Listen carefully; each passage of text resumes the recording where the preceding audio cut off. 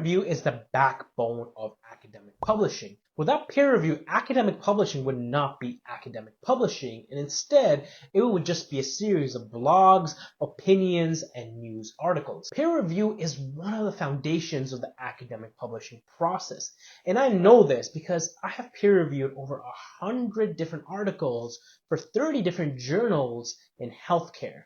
I have received training as a peer reviewer, and I've also trained peer reviewers across multiple journals. What is peer review? In most master's and PhD programs, professors don't teach you or go into detail about the peer review process. Peer review is a process where journals hire expert researchers to review the methodology, the findings of a manuscript submitted for publication in an academic journal. Peer review process assumes, and this is really big assumptions, that an expert on vaccine hesitancy is the best person to review the methodological rigor, the comprehensiveness, and the accuracy of findings of an article on vaccine hesitancy, which they have expertise on. But there's so many issues with this assumption that I want to talk about. The first issue I want to talk about is that journals don't look for experts when they're looking for peer reviewers.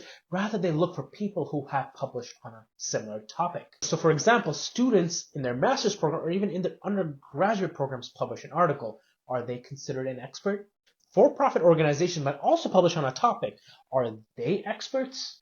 There is no standard or criteria, and there's no ways to really measure expertise when it comes to peer reviewers. The journals, and often reputable journals, often focus on getting someone with a very basic knowledge of a topic to peer review an article. And I know this because many reputable journals have asked me to peer review an article which I know nothing about.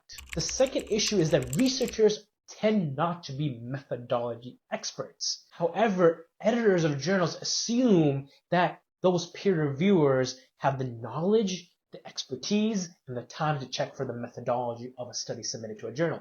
Further complicating this issue is that most journals do not have editors who are familiar with a wide range of methodologies and methods either. Some journals may look for a methodology-focused peer review, but this is not a standard of practice. Instead, when peer reviewers are asked, they assume that they know the methodology of the manuscript submitted, but this is not an accurate assumption and can lead to flaws and gaps in the published manuscript. The third issue is that peer reviewers receive no incentives to do peer review. Peer reviewers are not paid, reimbursed, or compensated for their expertise time to review an article submitted for publication in a journal. This often means that journals are scrambling to find peer reviewers, resulting in regularly struggling to meet peer review timelines and conducting peer reviews at a fast and meaningful pace. So that's the peer review process. In this series, we're going to take a deep dive into the peer review process. We're going to talk about the different elements of the peer review process, the challenges that journals continue to face, and what's the future of peer review and how we can really overcome some of these challenges.